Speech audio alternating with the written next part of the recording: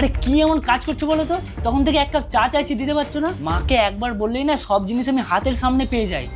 এই জন্যই মা আমার কাছে এত মহান।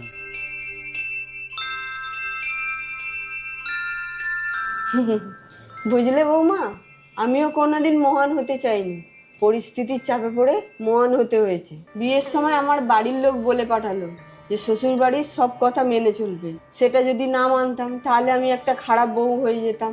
যখন শরীর খারাপ হতো তখন যদি কাউকে রান্না করতে বলতাম তখন বলতো কুঁড়ে বউ। তাই চুপচাপ রান্নাঘরে এসে রান্না করে নিতাম। যদি কোনোদিন নিজের পছন্দের খাবার বানাতাম তাহলে অন্যদের জন্য আবার একটা তরকারি বানাতে হতো। তাই নিজের পছন্দটা আমি ভুলেই গেছিলাম। আর এইভাবেই আমি একদিন মহান হয়ে উঠলাম, কিন্তু কখনো সুখী হইনি জানিস। কিন্তু তোর কাছে সুযোগ আছে সুখী হওয়ার। তাই বলছি এত মহান হতে যাস না, সুখী হ, আমি তোর পাশে